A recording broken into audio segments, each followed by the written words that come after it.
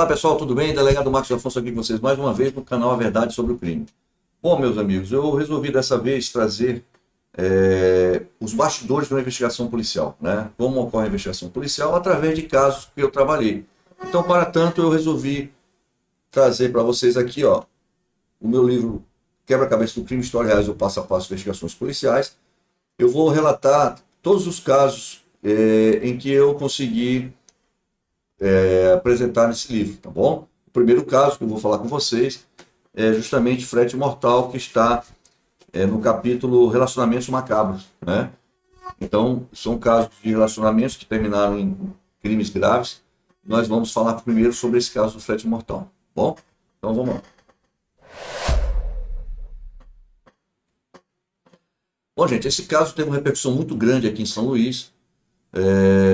As pessoas se perguntavam onde estava o cidadão, né, que desapareceu, nós colocamos o nome dele de Jonas, mas primeiro vamos informar também, perdão, modificamos os nomes de todos aqueles envolvidos, tá? E onde ele estava? O Jonas, ele era uma pessoa, um homem, né, de 49 anos, que trabalhador, ele trabalhava com um veículo fazendo frete, pai de família, no caso ele era pai, né, tinha um garoto de 10 anos, era um filho de 10 anos com a ex-mulher, que nós colocamos o nome dela aqui de Sônia. E então ele é uma pessoa normal, um trabalhador, né? Vivia com o pai, estava vivendo com os pais, com o pai e com as irmãs, justamente porque tinha se separado da Sônia e tocando sua vida. Um dia ele recebe uma ligação e nessa ligação é contratado para fazer um frete para Peritoró, que é uma cidade mais ou menos a 235 quilômetros aqui de São Luís do Maranhão. E ele, na data marcada, ele vai, né? Ele vai para esse frete e não retorna, tá? E não retorna. Ele vai fazer o frete e some, desaparece. 6 dias depois, a família muito preocupada com ele. Claro, as irmãs procurando, querendo saber, até porque quando ele viajava e não voltava no mesmo dia, ele avisava. Ele simplesmente não voltou, e a família procurou o DPP, que é o Departamento de Proteção à Pessoa. Ele não trabalhava lá na época, era outra colega que trabalhava lá. E lá eles fazem a ocorrência, inclusive eu entro no caso sem saber, né? Nessa data, dia 19 de setembro de 2015. Por quê? Porque eu trabalhava nessa época na delegacia de roubo de furto de veículo. E eu sou acionado lá pelo DPP, pelo Departamento de Proteção à Pessoa, para fazer o bloqueio do carro. Eu lembro disso bem claramente. Recebo a ocorrência e tudo mais, solicitando o bloqueio do carro. E faço o bloqueio, falo com a colega, faço o bloqueio, pronto. Quando é 4 meses depois, eu entro no caso, né? Então, assim, gente, o que é que eu peguei quando cheguei lá, né? Eu cheguei lá no Departamento de Proteção à Pessoa, já fazia 3 meses que não tinha um delegado, então estavam os inquéritos parados, eu fui reavivar esse caso, reavivar nesse caso, e lá tinha o quê? O depoimento da Sônia, o depoimento das irmãs da Sônia, o depoimento do Ronaldo, que é um indivíduo que supostamente era amante da Sônia, mas não tinha prova nenhuma com relação a isso, e pronto, né? A família desconfiava da Sônia, por quê? Porque inicialmente ela se engajou muito, ficou muito preocupada com o desaparecimento do Jonas, mas logo depois ela começou a ficar preocupada com o carro que sumiu. Inclusive perguntando se ele tinha seguro, se ela sabia se ele havia feito seguro no carro, e, inclusive reclamando dele por não ter feito esse seguro. E aquilo chamou atenção, uma pessoa desaparecida preocupada com o patrimônio, né? Mas era isso que nós pegamos. E quando nós começamos a trabalhar no caso, primeiro papel que se faz é você ler todo o inquérito, entender, estudar realmente o inquérito. Em seguida, eu comecei a traçar os nossos planos, né? Como é que nós íamos fazer. Quando eu percebi que a Sônia era uma mulher muito esperta, poderia estar envolvida, eu queria saber um pouco mais dela, conhecê-la, né? Eu gosto muito de olhar nos olhos daquele que eu estou interrogando, investigando. E nós, antemão, eu não estou dizendo que imediatamente eu tinha certeza que ela tinha envolvimento, não. Mas era suspeito. Nesse momento, todos são suspeitos, né? E nós, ouvindo, né, o coração das suas familiares, resolvemos intimar a Sônia novamente. E eu usei uma técnica que é utilizada na polícia, eu gosto muito de utilizar isso, muitas vezes me fazer como sentindo, né, como se eu estivesse sentindo aquilo que a Sônia estivesse repassando, como se a pessoa lá que eu estou ouvindo, que estou desconfiado, ela estivesse repassando, como se estivesse sendo enganado e aceitando ser enganado por ela, inclusive induzindo a pessoa a falar mais, né? Porque dessa forma como me coloco à disposição, eu me coloco praticamente do lado dela, ela fala até que... E foi isso que aconteceu. A Sônia foi intimada, começou a falar, eu comecei a me espantar, dar razão para ela, que ela alegou que o marido entrou na relação. Eu comecei a perguntar sobre questão de patrimônio, ela disse, olha, ele entrou lá, ele era uma pessoa muito humilde, não tinha nada, estava sem nada na época. Eu disse, ah, é? E como é que ficou isso? Ela disse, não, ela comprou o carro, depois ele separou, né? Ela disse que vendeu uma casa para comprar o carro para os dois, que ele chegou, aí começou a falar, aí começou a dizer que ele entrou na relação com uma mão na frente, uma atrás, começou a falar mal dele, aí começou a dizer que usava droga, dando corda, ela começou a falar tudo que ele batia nela, fazia acontecer. E aquilo que me chamou a atenção, porque no primeiro depoimento ela não falava assim, ela falava de forma totalmente diferente dele, elogiava ele, tá certo. Aí nós, acabou o depoimento, não falei nada, né, e começamos a trabalhar. E nisso, eu lembro que nós descobrimos, né, que o filho dele comentou, inclusive, que uma vizinha havia comentado que ela tinha um relacionamento com esse Ronaldo. Inclusive na época que ela era casada ainda. E aquilo chamou a atenção também, né? Nós fomos atrás do Ronaldo, o Ronaldo tinha desaparecido depois do primeiro depoimento dele. Foi questionado sobre esses assuntos também, ele havia desaparecido, uma colega anterior tinha falado com ele também, tinha visto, né?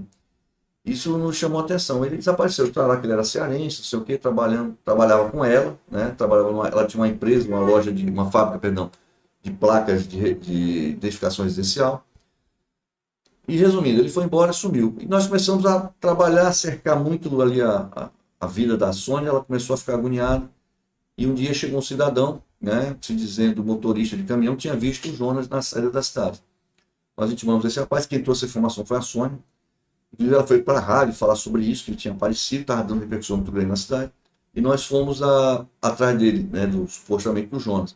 Chegamos lá, encontramos o carro que ele tinha falado, que era um carro, na época, um Corsa vinho, que ficava na sede da cidade, uma fábrica, que tem muitas fábricas na sede da cidade de São Luís.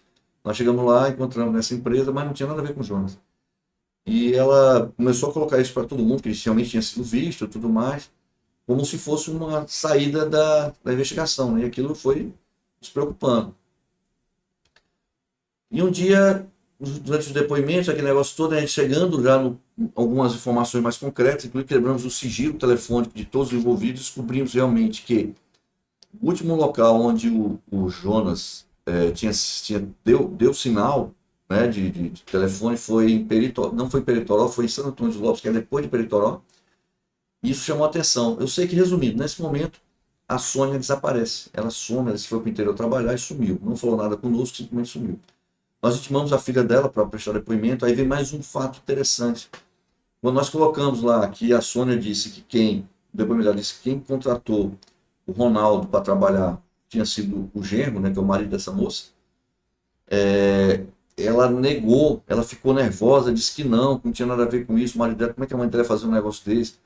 Porque o genro, né, tinha conhecido esse rapaz através da Sônia, que ela levou ele para lá e colocou ele para trabalhar, então aquilo já me chamou a atenção, e ficou muito revoltada com a atitude da mãe. Eu aproveitei isso e comecei a jogar mais. Ó, sua mãe que está dizendo isso, assim, assado, isso que ela foi falando, que a mãe dela não podia fazer isso, que a mãe dela que apresentou, que a mãe dela já conhecia o Ronaldo há muito mais tempo, e aquilo ficou, quer dizer, ela estava mentindo, o Ronaldo mentindo, tinha muita mentira na história. E um dia, né, eu sempre vou dizer que Deus sempre ajuda quando nós queremos trabalhar com afinco. Um dia, a vizinha, né, que comentou que a Sônia tinha tido um caso com o Ronaldo, volta. Ela estava em Fortaleza, ela tinha fugido de casa, indo embora de casa. Um homem que era amigo de Ronaldo também, que trabalhava na empresa de Ronaldo, foi embora para Fortaleza, mas resolveu voltar. Quando ela voltou, fomos informados, fomos lá, intimamos ela para comparecer na delegacia. Ela não quis inicialmente, mas os policiais usaram uma técnica muito interessante. Falaram para ela: oh, se a senhora não for, o delegado está mandando intimar seu marido. Tu vai a senhora ou vai seu marido. E ela, para não envolver mais o marido nessa situação, que já estava uma situação chata, ela compareceu. E no depoimento ela falou tudo. Ela disse que realmente a Sônia tinha um relacionamento com o Ronaldo.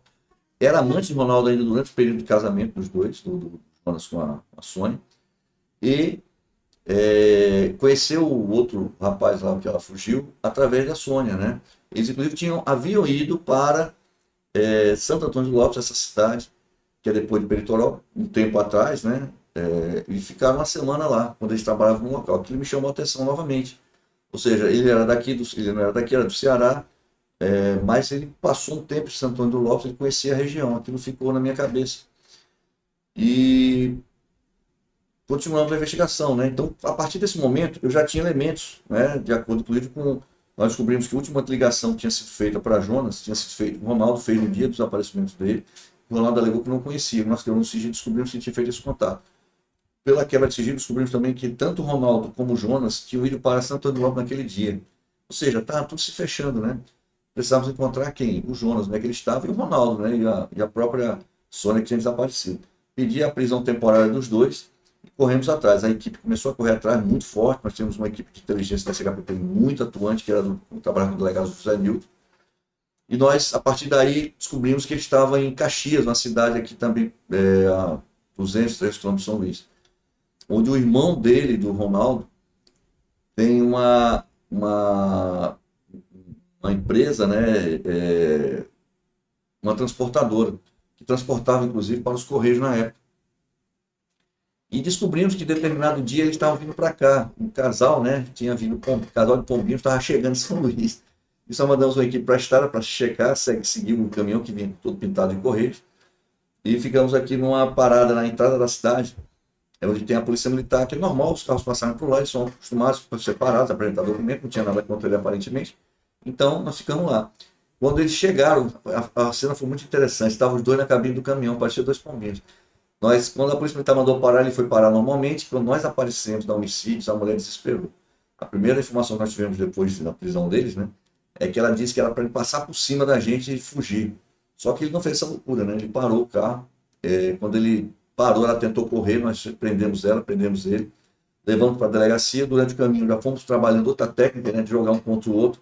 Afirmamos que o Jonas já estava dizendo que ela tinha envolvimento no caso, que ela que tinha mandado matar, e ela alegando que ele que fez o crime.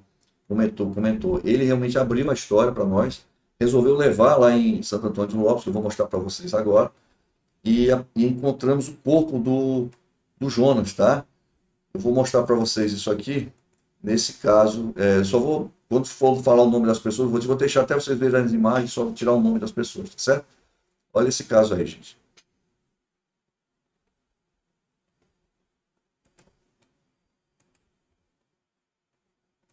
Deixa eu voltar aqui.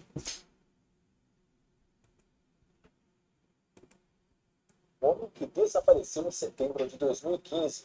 A mulher da vítima e o amante são suspeitos do crime. Estava desaparecido desde setembro do ano passado. Ele saiu de casa para fazer um frete e não voltou mais. O corpo foi encontrado em um lixão no município de Santo Antônio dos Lopes, que fica a 310 quilômetros de São Luís. Os suspeitos, tá? Essa senhora, né? Nós colocamos o nome de Sônia e o Ronaldo, que na verdade não é Ronaldo, tá, gente? Na madrugada de ontem na BR-135. Nesta tarde, foram levados ao IML para fazer exames de corpo de delito. Em depoimento, ele teria contratado o frete com a vítima até Santo Antônio dos Lopes. Lá, afirmou que matou o homem a pauladas e depois ateou fogo no corpo. Bom, pessoal, aqui é o nosso superintendente na época, né, que fez deu uma entrevista.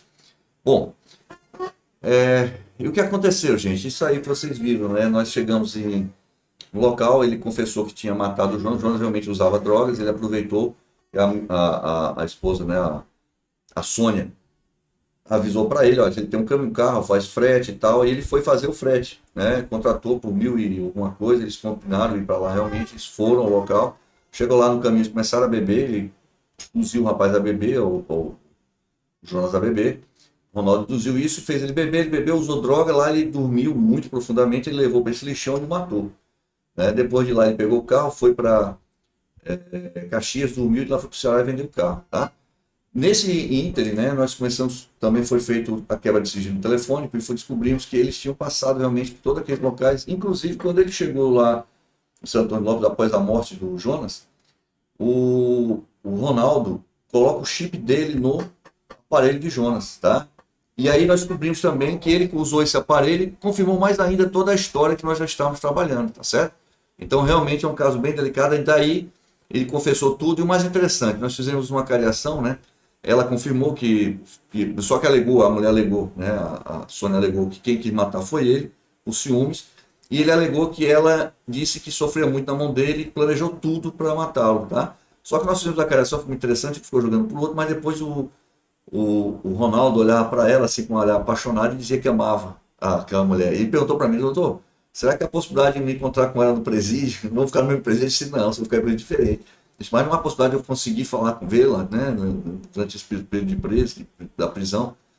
E ela dizia que não queria mais vê-lo, né? Mas aí, naquela brincadeira que vira até uma certa um tom de brincadeira, eu perguntei, vem cá, mas vocês não são apaixonados pelo outro? Ela começava a rir. Então, assim, gente, o que me dói nessa história todinha é justamente o sarcasmo, né? A maldade que existe por trás do coração humano, tá bom? É algo muito grave realmente que aconteceu. Eles não não suportavam com o que aconteceu. Se você for analisar, nós tínhamos ali uma família, né? Ela que eu não viveu muitos momentos com eles bons, mesmo os ruins, mas tinha a justiça para resolver. Tem um filho, para vocês terem uma ideia, o filho deles entrou em depressão quando soube que a mãe matou o pai, o garoto na época tinha 15 anos, perdão, 10 anos, na época tinha 10 anos. Saber que a mãe matou o pai, ele entrou em depressão, a família me contou. E nós depois conseguimos devolver, né, o corpo, depois da perícia, devolver o corpo para a família e ele pôde ser sepultado em paz, tá, pessoal? Então, esse é o nosso tema de hoje, nossa história de hoje, tá bom? Agradeço a vocês por acompanhar mais esse episódio aí do nosso canal Verdade sobre o Crime. Espero que tenham gostado do que nós tratamos. E nos acompanhem em qualquer coisa, nós estamos aí nas redes sociais também, tá? No Instagram, @delegado Afonso com 2 Fs, no YouTube, A Verdade sobre o Crime, e no TikTok, Marcos Afonso Júnior, tá bom, gente? Então, muito obrigado por tudo e até a próxima. Valeu, gente. Tchau, tchau.